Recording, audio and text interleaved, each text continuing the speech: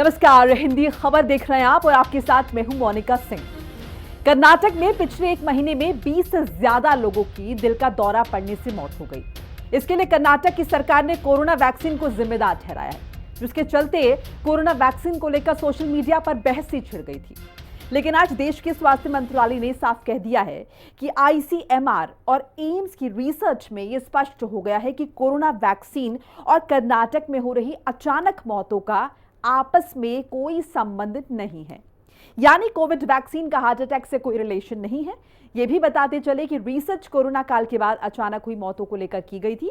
Research में यह खुलासा हुआ है कि अचानक हुई मौतें कोरोना वैक्सीन का दुष्प्रभाव नहीं है, बल्कि जीवन शैली और पुरानी बीमारी मौत होने का प्रमुख कारण है। आज इसी को लेकर हम चर्चा करेंगे। हमारे साथ खास मेहमान भी जुड़ेंगे जिनसे हम बातचीत करेंगे। हमारे साथ सीनियर कार्डियोलॉजिस्ट होंगे, वरिष्ठ फिजिशियन होंगे और कोरोना वॉरियर भी होंगे जिनसे हम बातचीत करेंगे, चर्चा करेंगे। और इस बीच ये भी बताते चले आपको कि इससे जुड़ी खबर जो है वो भी आगरा से सामने आई है, जहां शहर के मशहूर कार्डियोलॉजिस्ट डॉक्टर हिमांशु यादव के पास एक मरीज परामर्श के लिए आया था, कंसल्टेशन के लिए आया था। तभी अचानक उसे हार्ट अटैक आ गया, लेकिन डॉक्टर की सतर्कता ने चंद सेकंड्स में उसकी जिंदगी लौटा दी। अब उसकी तस्वीरें सोशल मीडिया पर तेजी से वायरल हो रही। तस्वीरें हम आपको दिखा भी रहे हैं। इन तस्वीरों में आप देख सकते हैं कि कैसे मरीज डॉक्टर के सामने बैठा बैठा अचानक से गिर जाता है, कोलैप्स हो जाता है और डॉक्टर उसे तुरंत सीपीआर देता है। दरअसल जब डॉक्टर ने मरीज के हाथ की नब्ज पकड़ी थी तभी उसे हार्ट अटैक आ गया, जिससे डॉक्टर हिमांशु यादव के क्लिनिक में भगदड़ की सिचुएशन हो गई। हालांकि डॉक्टर ने अपनी सूझबूझ दिखाई और बिना देरी के सीपीआर देकर मरीज की जान बचा ली। ये पूरी घटना क्लिनिक में लगे सीसीटीवी कैमरे में कैद हो गई।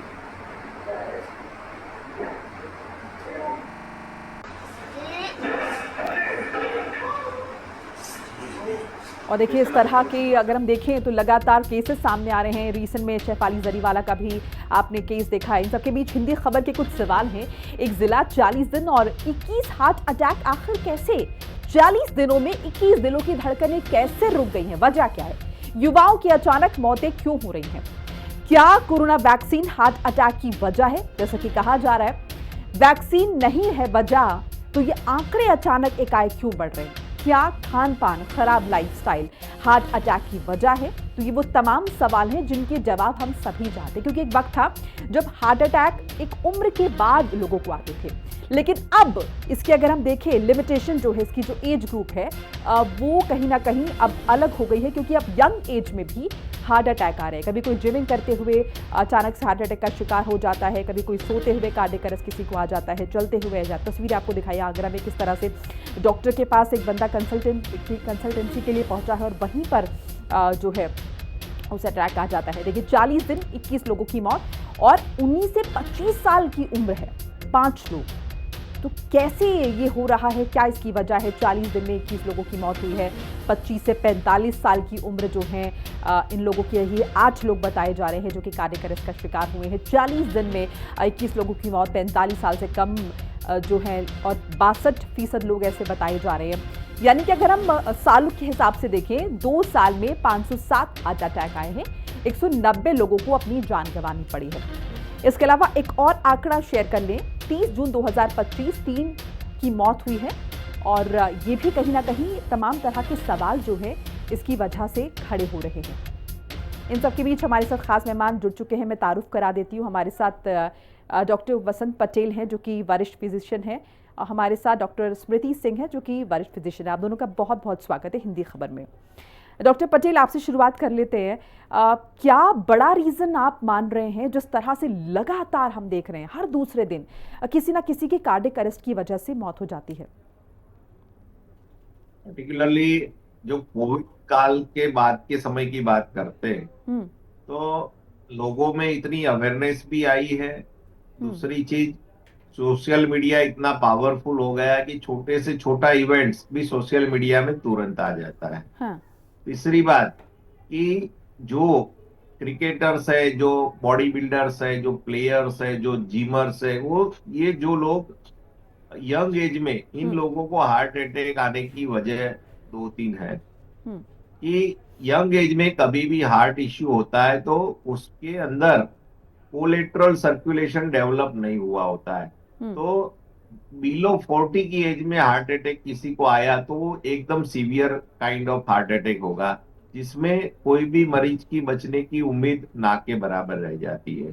हम्म। क्योंकि कोलेटरल सर्कुलेशन होता नहीं है, तो वो हार्ट को दूसरी तरह से, जैसे अपने रोड रास्ते बंद हो जाते तो डाइवर्जन देके दूसरा रास्ता खोलते हैं, ऐसे हम्म। हार्ट में भी ऐसा इंतजाम नेचर करती है कि भाई चलो ये ब्लॉक हुआ है तो दूसरी आर्टरी कोलेटरल्स डेवलप हो जाती है। वो 50 के बाद की एज में वो सब डेवलप हो जाती है धीरे धीरे करके। हम्म। मगर ये बिलो 40 की एज में ये ज्यादातर डेवलप नहीं हुई होती है। हाँ। और ऐसे केस में किसी को हार्ट अटैक आ गया तो उसकी बचने की उम्मीद ना के बराबर है।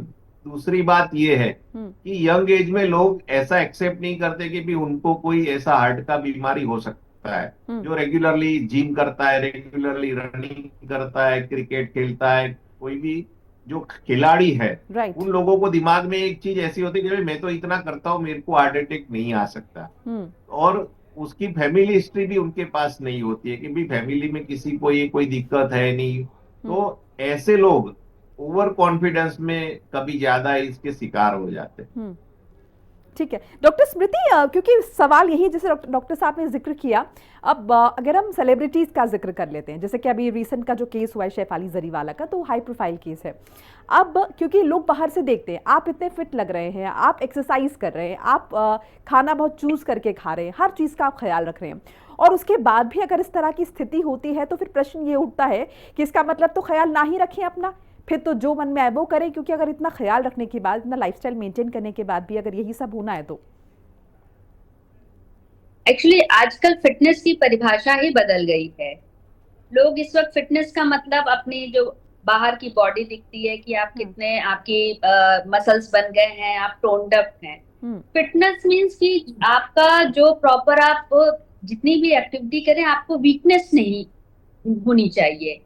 आजकल फिटनेस का मतलब हो गया है कि हमारी बॉडी कैसे दिख रही है, हम कैसे अपने आप को प्रेजेंट कर रहे हैं। राइट। इंटरनली आप फिट हैं, इस पे कोई भी ध्यान नहीं दे रहा, तो सारा का सारा फोकस उनको अपनी सारी बॉडी बिल्डिंग पे हो रही है।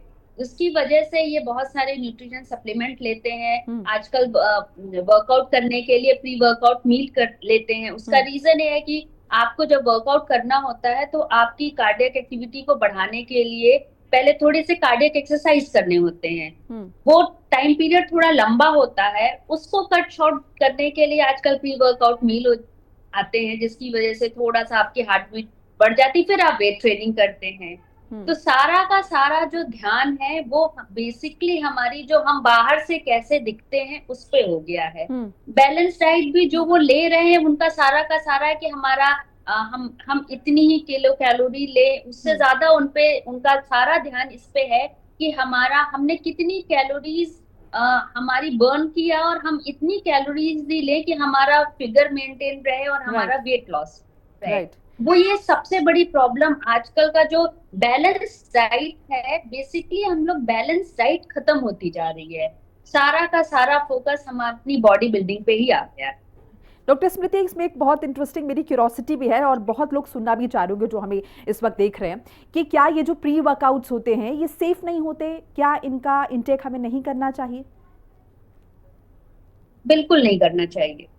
प्री वर्कआउट जो आपके जो मील्स होते हैं, जो बहुत सारे जिम में प्रोवाइड किया जाता है, हम्म। इसका बिल्कुल ही इंटेक नहीं करना चाहिए। हम्म। एक नॉर्मल सी चीज है कि जो चीजें नॉर्मल फिनोमिना में होती है वो मतलब जो नेचुरली हो वो हम्म। नॉर्मल है। जो राइट। आप बाहर से कर रहे हैं वो अननेचुरल है, वो नॉर्मल नहीं हो सकता है। और हम्म। क्या जरूरत है ऐसा करने के लिए? आपको फिट रहना है, आप वर्कआउट आप कार्डियक करिए, कार्डियक अपनी एक्सरसाइज करिए, उसके बाद आप वेट ट्रेनिंग करिए। ये जो सब लोगों को शॉर्ट में सब कुछ चाहिए, हम्म। वो बहुत बड़ी प्रॉब्लम है। क्योंकि उन्होंने स्टार्ट किया, उन्हें कुछ ही दिनों में बिल्कुल फिट होना चाहिए, हम्म। फिर उसको मेंटेन करना भी एक बहुत बड़ा टास्क हो जाता है उनके लिए। हम्म। तो दैट इज द रीजन कि जो हमारी सारा का सारा फोकस हमारे इंटरनल ऑर्गन्स को छोड़ के बस हम बाहर से कैसे दिख रहे हैं।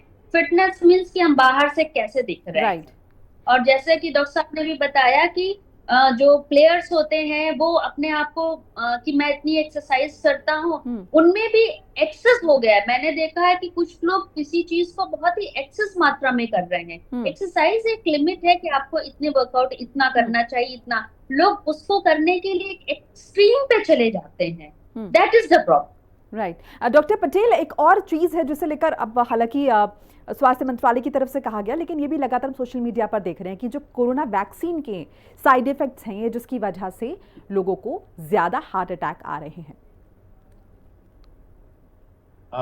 मैं अपनी भारतीय सरकार और आईसीएमआर को मेरी तरफ से एक सजेशन है कि हमारे गुजरात में भी एक साल पहले काफी ये ट्रेंड चला था यंग हार्ट अटैक्स का। जब भी मैंने गुजरात सरकार को भी एक सुझाव दिया था कि जितने भी यंग अननोन केस होते हैं हार्ट अटैक, कार्डियक अरेस्ट, जिसको अपने डायग्नोस कर देते हैं, उसका किसी का पोस्टमार्टम नहीं होता है, न किसी की ऑटोप्सी होती है। तो गवर्नमेंट ऑफ इंडिया को जो यंग एज में जितने भी पेशेंट हार्ट अटैक या कार्डियक अरेस्ट करके अपने डायग्नोस करके कॉज ऑफ डेथ में लिखते हैं, तो उसका पर्टिकुलरली फैमिली हिस्ट्री और साथ में जो डेथ हुआ है जिसका, उसका पोस्टमार्टम एंड ऑटोप्सी ये कंपलसरी करना चाहिए। तो अपने को पता चलेगा कि इसमें कॉज ऑफ डेथ क्या है। ये जो कॉज ऑफ डेथ हम दे रहे हैं वो जस्ट अपने पेशेंट को देख के कि भाई ये इसका हार्ट बंद है, उसका रेस्पिरेशन बंद है, ये खेलते खेलते ये हो गया, तो ऐसे बोल देंगे भी cause of death is cardiac arrest और लिख देते हैं कि भी कॉज ऑफ डेथ में। मगर मेरे ख्याल से हमारी एक टीम है फिजिशियन की, उन्होंने भी एक सुझाव दिया था कि भी ये जितने भी ऐसे यंग पेशेंट में डेथ हुआ है पोस्ट कोविड पर्टिकुलरली, तो उसका ऑटोप्सी और पोस्टमार्टम और उसका पूरा स्टडी पूरे देश में चलना चाहिए।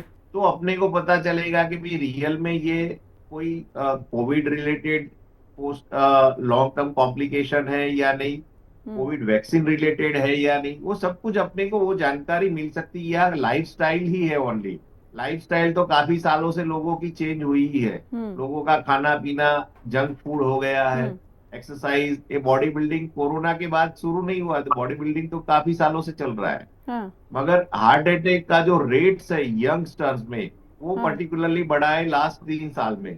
तो उसके लिए पर्टिकुलरली कोई बड़ी स्टडी देश के अंदर होनी चाहिए। डॉक्टर स्मृति, आपका क्या रिएक्शन है इस पर जो रिसर्च अभी हुई है और जिस पर सरकार की तरफ से भी आया है कि कोरोना का इससे कोई भी कोरिलेशन नहीं है, जो कार्डियक अरेस्ट हो रहे हैं कहीं ना कहीं लोगों की हिस्ट्री इसके लिए जिम्मेदार है? ये तो कहना बहुत मुश्किल है कि ये कोरोना वैक्सीन की वजह से हुआ है कि इटसेल्फ कोरोना की वजह से हुआ है। अभी जो हमारी जो रिपोर्ट्स आई है आईसीएमआर की कि वैक्सीन की वजह से ये अनलाइकली है, ये मे बी जो कोरोना जो हुआ है उससे लॉन्ग टर्म इफेक्ट है उसकी वजह से है। जैसे डॉक्टर पटेल ने कहा कि बिल्कुल सही कहा कि जब तक हमारा पोस्टमार्टम नहीं होगा हम बिल्कुल नहीं बता सकते हैं कि ये वजह किस वजह से डेथ हो। और चूंकि इस वक्त मीडिया बहुत ज्यादा हो गया है तो पेशेंट हो सकता है उसको कार्डियोमायोपैथिक के चेंजेस हो जिसकी वजह से सडन कुछ डिजीजेस होती हैं जिसमें कि सडन डेथ होती है, यंग एज में ही होती है। तो वो तो बिना ऑटोप्सी किए आपको पता नहीं चल पाता है कि ये कोरोना की वजह से है कि पेशेंट की इटसेल्फ जो डिजीज है उसकी वजह से है। पर अभी तक जो रिपोर्ट्स आई हैं कि वैक्सीन की वजह से कोरोना हार्ट अटैक की पॉसिबिलिटी बहुत कम है। हाँ, पेरिकार्डाइटिस और मायोकार्डाइटिस जरूर कुछ वैक्सीन में दिया गया है एस्ट्राजेनेका की में, बट बाकी और सब में ऐसी कोई भी चीज अभी तक तो रिपोर्ट में निकल के नहीं आई। डॉक्टर पटेल, अभी एक बात का जिक्र आपने किया था अपने पहले आंसर में, और उसके बाद क्या हम ये समझे सरल भाषा में कि अगर 50 के बाद हमें हार्ट अटैक होता है तो हमारे बचने के चांसेस ज़्यादा होते हैं, लेकिन अगर यंग एज में हार्ट अटैक होता है तो हमारी बॉडी में उतनी ताकत नहीं है झेलने की, और इसीलिए जब पहला ही अटैक होता है तो सर्वाइव नहीं कर पाते मेजरली? तो ये बेसिकली जो कोलेट्रल सर्कुलेशन हार्ट में डेवलप होता है वो जैसे जैसे एज बढ़ती है मोस्ट ऑफ 50 के बाद कोलेट्रल सर्कुलेशन अच्छे से डेवलप हो जाता है। हार्ट की जो मेन ब्लड वेसल्स है उसके अलावा दूसरी स्मॉल वेसल्स डेवलप हो जाती है। तो उस केस में यदि मेन वेसल्स में कहीं ब्लॉकेज हुआ तो जो पेरिफेरल जो कोलेट्रल सर्कुलेशन है वो हार्ट को बचा लेता है, और वो पेशेंट को उतना टाइम मिल जाता है कि वो अस्पताल तक पहुंच जाए, और पहुंच जाने के बाद उसका ट्रीटमेंट हो सके। तो उसको ऐसे केस में प्राइमरी एंजियोप्लास्टी भी काफी हेल्पफुल हो जाती है। और कुछ केस में ये मिसअंडरस्टैंडिंग ज्यादा होती है लोगों में, यंग एज में, कि भाई उसको गैस्ट्राइटिस हो गया है। हाँ। हमारे पास ये आपका जो विजुअल देख रहा है, ऐसा ही एक केस मेरे अस्पताल में ही हुआ था। एक 42 ईयर्स टीचर्स फीमेल, हम्म। वो उसको सुबह 10 बजे से उसको पेन हो रहा था, चेस्ट पेन। हाँ। मगर उसने 4 बजे तक ऐसा ही सोचा कि उसको गैस्ट्राइटिस हुआ है। मेरे को भी आके उसने बोला कि साहब मेरे को गैस हुआ है, मेरे को गैस की दवा दे दो, हाँ। गैस्ट्राइटिस हुआ है। मैंने बोला बहन जी आपका ईसीजी करना है। ईसीजी हमने लिया, जब तक वो वहीं पे ही कोलैप्स हो गई, ओ। हम कुछ नहीं कर पाए। राइट। तो ऐसे मिसअंडरस्टैंडिंग पेशेंट, ये ज्यादा उसमें जिम्मेदार है गूगल डॉक्टर। लोग अभी गूगल पे सर्च करने लगते हैं कि भाई ये है, तो गूगल तो जो फीडिंग उसको दिया गया उसके हिसाब से आपको रिप्लाई करेगा, और खुद डॉक्टर बन जाओगे तो हाँ। मुश्किल में आ ही जाओगे। डॉक्टर पटेल, तो खैर गूगल तो बहुत हार्ट ज्यादा वन है खतरनाक है। जब वो गैस्ट्राइटिस। सजेशन देने पर आता है तो मुझे लगता है हर बीमारी को अंत में वो यही बताता है कि आपको कैंसर है। बहरहाल डॉक्टर स्मृति, कितना हाँ जो शुरू का वक्त है वो इंपॉर्टेंट होता है अगर किसी को कार्डियक अरेस्ट आ जाए आपके आसपास में, क्योंकि ये भी बहुत इंपॉर्टेंट है अवेयरनेस के लिए कि कितना वक्त जो है वो इंपॉर्टेंट है, और उसमें अगर हमें किसी तरीके से हम डॉक्टर के पास पहुंच जाते हैं, हॉस्पिटल पहुंच जाते हैं, तो जान बच सकती है। इनिशियल 1 घंटा बहुत इम्पोर्टेंट होता है हम्म। कि आप विद इन 1 आवर, अगर आप जिसको कहते हैं हम लोग कि अ, आपका इवेंट हुआ और आपको निडल लगा, मतलब कि आपको पहला इंजेक्शन लगा, it should be with in 60 minute.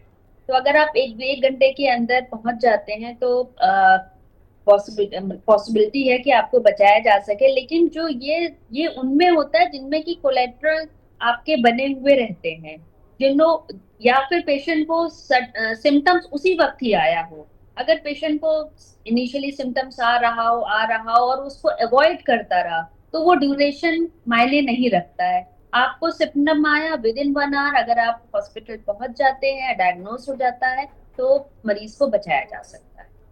Doctor Patel, कौन से वो सिम्टम्स हैं जिनको हमें ख्याल रखना चाहिए अगर इस तरह के केसेस हम देखते हैं अवेयरनेस के लिए? क्योंकि आपने कहा दर्द होता है कई बार सीने में, तो ये तो वाकई में कोई भी ये नहीं सोचेगा कि उसको हार्ट अटैक आ रहा है। सबसे पहले आपके दिमाग में यही जाएगा कि आपको गैस का पेन हो रहा है। लेकिन इसके अलावा और क्या क्या देखो, चीज़ें हैं जी? आपको लेफ्ट साइड चेस्ट पेन है, लेफ्ट साइड शोल्डर पेन है, एपिगेस्ट्रिक पेन है जहाँ पेट के बीच के भाग में जो पेन होता है, हम्म। कभी रिट्रोस्टर्नल पेन होता है, छाती के अंदर जलन जैसा होता है। ये सारे सिम्टम्स कुल मिला के कार्डियक इश्यू के हो सकते हैं, प्रॉब्लम के।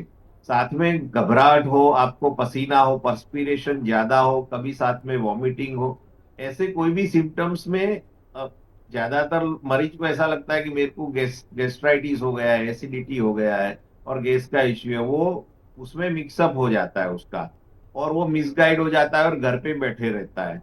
कभी कभी क्या करते हैं कुछ लोग, उसके फैमिली फिजिशियन को बुला के घर पे इंजेक्शन ले लेते हैं और रेस्ट करते हैं, हम्म। और बाद में जो अंदर हार्ट की जो इवेंट है वो बढ़ती जाती है, और वो एंड स्टेज में आता है जब कॉम्प्लिकेटेड हार्ट अटैक के साथ आता है।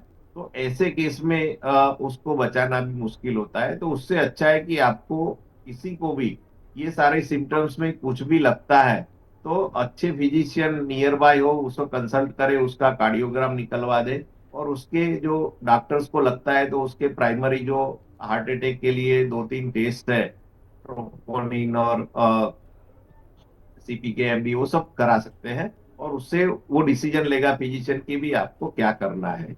और इसके लिए डॉक्टर, और घर में भी एक डिस्प्रिन आती है गोली, वो भी ले सकते हैं, मगर एक बार हार्ट रिलेटेड इश्यू है तो। डॉक्टर, फिलहाल जैसे डिस्प्रिन मेरे ख्याल से शायद सिर दर्द की मेडिसिन है, लेकिन इसमें भी क्या वो कारगर होती है, या फिर ये समझ पाने में आसानी रहती है कि आपको दर्द किस चीज़ का है? इसको अगर थोड़ा इलैबोरेट कर दे तो। डॉक्टर पटेल। हेलो। जी डॉक्टर पटेल, डिस्प्रिन का आपने जिक्र किया, तो डिस्प्रिन क्या हार्ट अटैक के केस में हेल्प करती है या आइडेंटिफाई करने में हेल्प करती है, मतलब किस तरह से? नहीं नहीं, आपको जो भी पेशेंट को ऐसा हम्म। लगता है डॉक्टर को, और जो प्राइमरी लेवल पे फैमिली फिजिशियन पे जो काम करते हैं डॉक्टर, हम्म। वो लोग उसको suspected case of heart attack है तो उसको इनिशियली डिस्प्रिन पानी में घोल के पिला देगा, तो वो हार्ट अटैक में इनिशियली थोड़ा उसको हेल्प करेगा, बिल्कुल। ओके। डॉक्टर स्मृति, अब आजकल तो इतने टेस्ट चल पड़े हैं जो है, हेल्थ टेस्ट लोग कराते हैं और मुझे लगता है हर साल लोग कराते हैं। सो इतना ज़्यादा जागरूक रहने के बाद भी क्या चांसेस हैं कि आपको समझ ही ना आए कि आपके शरीर में क्या चल रहा है और आप कार्डियक अरेस्ट के शिकार हो जाएं? एक्चुअली जो ब्लड इन्वेस्टिगेशन होते हैं वो हम्म। जो हेल्थ चेकअप जिसका नाम देते हैं, तो हम्म। लोग उसमें से ब्लड इन्वेस्टिगेशन कराते हैं। हम्म। सिर्फ और सिर्फ ब्लड इन्वेस्टिगेशन जो पैथोलॉजिकल सेंटर्स में होते हैं। हम्म। जो इसीलिए जब भी आप हेल्थ चेकअप कराएं तो मेरी तो सलाह सबको यही है कि पहले आप अपने किसी फिजिशियन से कंसल्ट करें, देन आप हेल्थ चेकअप में कि आपको क्या रिक्वायरमेंट है। एक ही हेल्थ चेकअप सब पे नहीं लागू हो सकता है। हो हम्म। सकता है किसी को कोई हल्की सी कुछ और सिम्टम्स हो, तो उसको देख के आपका जो फिजिशियन है वो डिसाइड करे कि इनको ये भी टेस्ट होने चाहिए। तो जितने भी आपके हेल्थ चेकअप कराते हैं वो बहुत ही ब्रॉड में और ज्यादातर ब्लड इन्वेस्टिगेशंस होते हैं।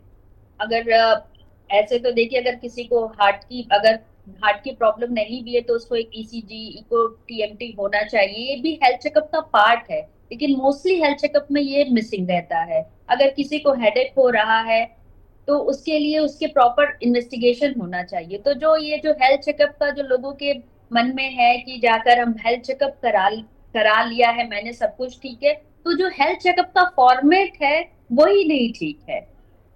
राइट। डॉक्टर पटेल, आपसे ये भी समझना चाहेंगे, देखिए हम यहाँ पर हेल्थ चेकअप का भी जिक्र कर रहे हैं, हम ये भी समझ रहे हैं कि किस तरह से हमें ये पता चलता रहे कि वक्त वक्त पे हमें कोई दिक्कत तो नहीं है। तो क्या अगर आपको आप प्री डायबिटिक हैं या फिर आपको लगता है कि आपका कहीं ना कहीं ब्लड प्रेशर थोड़ा ऊपर नीचे रहता है, बहुत बिगनिंग की मैं बात कर रही हूँ, तभी क्या आपको एकदम अवेयर रहना चाहिए कि मुमकिन है आपके साथ ये स्थिति उत्पन्न हो जाए, पैदा हो जाए? भी मैडम ने बताया कि भाई हम्म। हेल्थ चेकअप का प्लान डिजाइन करना, हम्म। वो रेडीमेड प्लान होते हैं हर एक लैब के अपने हिसाब से। राइट। और राइट। उसमें मैडम ने ऑलरेडी बताया कि इसमें हार्ट रिलेटेड, तो वो डिसाइड कौन करेगा, अपना जो फिजिशियन है हाँ। रूटीन, वो डिसाइड करेगा कि कौन से पेशेंट में क्या हेल्थ चेकअप करना जरूरी है, कौन सी एज पे कितने टेस्ट करना जरूरी है। ये लोग 99, एक 1000 रुपीज में 80 टेस्ट, 1000 में 100 टेस्ट, ये सब जो लुक्रेटिव एडवर्टाइजमेंट आती है लैब्स की सोशल मीडिया पे और दूसरे मीडिया पे, और उसमें लोग चले जाते हैं चेकअप में। उससे बेटर है कि आम लोग अपने फिजिशियंस को कंसल्ट करें। वो उसकी कंडीशन, उसका ब्लड प्रेशर, उसकी बॉडी को एग्जामिन करने के बाद वो डिसाइड करे कि भाई कौन से टेस्ट ये पेशेंट में उसको कराना है, तो उसका ही कोई उसका फायदा मिल पाएगा। बाकी ऐसे ब्लड टेस्ट से उतना कोई जानकारी नहीं मिलती है। डॉक्टर स्मृति, अगर हम एक अच्छे लाइफस्टाइल की बात करते हैं जो कि आजकल हम में से शायद कोई नहीं अपना रहा है, तो उस लाइफस्टाइल का जिक्र अगर हम करें और हम ये सोचें कि हमारे शरीर में शायद वो चीज़ें, खराब चीज़ें ना हो, तो क्या आप सजेस्ट करेंगी? देखिए, लाइफस्टाइल जो मुझे तो इस मामले में अपने पूर्वज बहुत अच्छे लगते हैं। हम्म। उनकी जो लाइफस्टाइल थी उस लाइफस्टाइल को हम अपनाएं। वो कैसे होगा कि सूरज सूरज उगा तो हम उठ गए, मतलब अर्ली राइजिंग हो गई, आपने अर्ली एक्सरसाइज कर ली, जो भी अपना दिनचर्या आपने फॉलो किया। बाहर से कोई भी खाना नहीं करना, जो होममेड सारी चीजें बहुत ही हेल्दी होती हैं। भूख लगने का वेट नहीं करना, भूख पहले ही खाना खा लेना, लेकिन खाना जो खाना वो बैलेंस डाइट होनी चाहिए। हम्म। इनफैक्ट जो अच्छे घरों में भी सब लोग कहते हैं कि हमारे यहाँ बहुत अच्छा खाना बनता है, वो खाना तो होता है पर वो बैलेंस नहीं होता है। जो उसका प्रोपोर्शन होता है कि हमारा कार्बोहाइड्रेट इतना होना चाहिए, प्रोटीन इतना होना चाहिए, हमारे सीजनल फूड उसमें होने चाहिए, वो सारी चीजें उसमें मिसिंग होती हैं। तो अर्ली टू बेड मतलब आप जल्दी उठिए और जल्दी सो जाइए। जो सबसे दो चीजें बहुत इंपॉर्टेंट हैं किसी के लिए, जो बहुत जरूरी है, समय से उठिए। 7 बजे के बाद आप कोशिश करिए कि आप कोई भी चीज ना खाएं, मतलब अर्ली डिनर कर लीजिए, अच्छी नींद लीजिए। और जो आपका जो खाने की जो प्लेट होती है वो बैलेंस डाइट होनी चाहिए, उसमें कोई फैंसी फूड की जरूरत नहीं है। It should be balance. और बाहर का खाना आजकल के बच्चों को बहुत पसंद है। घर में इजिली अवेलेबल, ये जोमेटो स्विगी, कुछ भी नहीं हुआ तुरंत वहां से मंगा लिया। वो बहुत ही जो ये तुरंत जो क्विक आपकी जो ये ऑर्डर वाले जो सारी चीजें होती हैं, ये बहुत ही अनहेल्दी होता है। तो सुबह जल्दी उठना, जल्दी सोना, वर्कआउट मतलब हेल्दी एक्सरसाइज करना, घर का बना खाना खाना और बैलेंस डाइट रहना, ये मेरे ख्याल से ये 4-5 चीजें हैं। अगर सारे लोग इसको फॉलो करें जी तो लाइफ सब चीजें बहुत ही आसान रहेंगी और हेल्दी भी होती जी है ये। और इसमें कोई फैंसी चीज की जरूरत नहीं है। जो राइट। नॉर्मल इस सीजन में आप आम, बिल्कुल आप डायबिटिक नहीं है, बिल्कुल आम खा सकते हैं। इसमें इतना अच्छा एंटीऑक्सीडेंट होता है। अभी बेर मिलेगा, आप बेर खाइए। कोई राइट। जरूरी नहीं है कि आप चलिए कीवी और हम कुछ अवाकाडो ही खा रहे हैं। भाई राइट। हमें अपनी पॉकेट भी देखनी है, तो आप अवाकाडो के बिना भी आप हेल्दी डाइट खा सकते हैं। बस आपकी इच्छा शक्ति होनी चाहिए कि हमें हेल्दी डाइट, हेल्दी और घर का बना खाना से बेहतर खाना कुछ हो ही नहीं सकता। बहुत बहुत शुक्रिया डॉक्टर बसंत पटेल हमारे साथ जुड़ने के लिए। डॉक्टर स्मृति सिंह आपका भी हमारे दर्शकों को तमाम जानकारियां साझा करने के लिए। तो ज़रूरी नहीं है कि बाहर से अगर आप फिट दिख रहे हैं और अच्छे दिख रहे हैं तो आप अंदर से भी उतने ही स्वस्थ और फिट हो। तो ऐसे में ज़रूरत है, बाहर से अपना ख्याल रख रहे हैं ठीक है, लेकिन अंदर से भी अपने स्वास्थ्य का भरपूर ख्याल आपको रखना होगा। और इसी मंशा के साथ हम ये प्रोग्राम लेकर आए थे। फिलहाल इस बुलेटिन में इतना ही, खबरें लगातार जारी।